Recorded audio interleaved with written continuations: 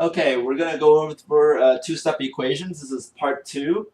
The first part, you'll see, the numbers. I mean, there's only like x on one side, and there's another one. There's really more than two steps, but I still call it two-step equation because otherwise it'll go forever. Like some equations are like 10 steps, but no such thing as 10-step equations like as a study. But that's what it really means. You're doing more than one step. Okay.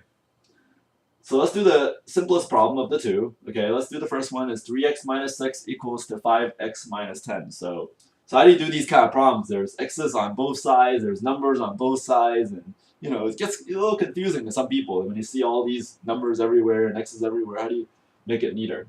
So I generally like to move, your goal is try to move all the x's on one side because you're solving for x here, and you move everything else on the other side, okay?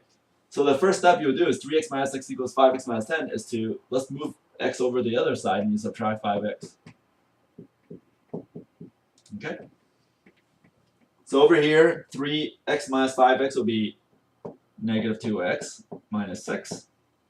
5x minus 5x is 0, and you get negative 10. Okay? And then what do you do now? It looks more like the last lesson we learned, right? Negative 2x minus 6 equals to negative 10.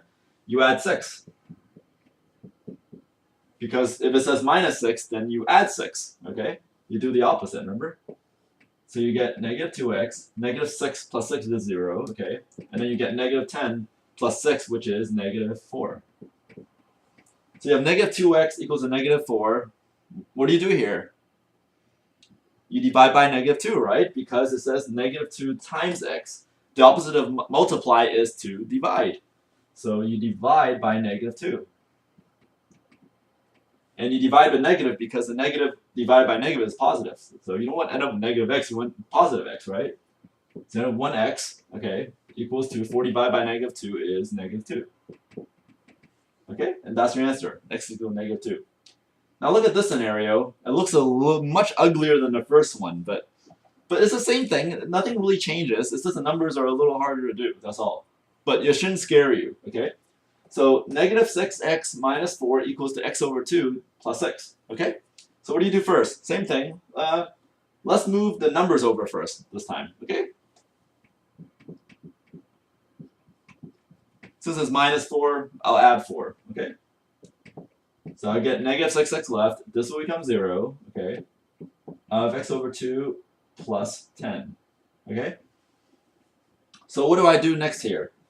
Well, I mean, you have x over 2, but this is really 1/2 x, right? It's the same thing as 1/2 x. You can write it the same way, 1/2.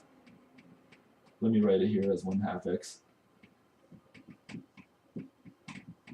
So you understand and see how this works. Okay, it's really 1/2 x, x over 2. So let's subtract 1/2 x on both sides.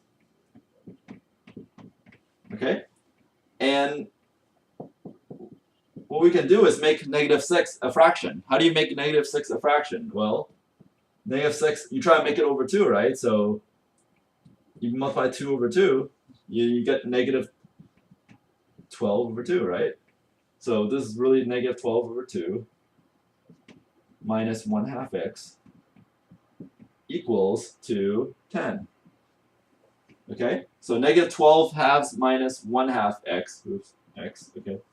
It'll be negative 13. Let me write it over here so you can see. Equals to 10. Okay? So it's the same thing. See, the rules are all the same. So negative 13 halves x equals to 10. What do you do now? You remember you multiply the reciprocal. And there's a negative here, so let's do the negative reciprocal, okay? So let's multiply it by 2 over 13, because that's the reciprocal. You just flip it over.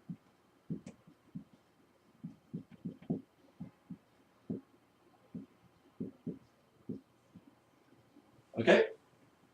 And what happens here? Because it's 1x, right? X. And now you got 10 times negative 2 over 13, and yeah, let's put a 1 over it. After a while, you don't even write it anymore. I stopped writing after a while. But in the beginning, I'm teaching you, so, just write the over 1 for now.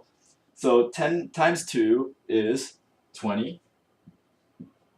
13 times 1 is 13, all right? And then don't forget the negative sign. Negative times Nothing. This is negative. Okay. There's no there's no other negative.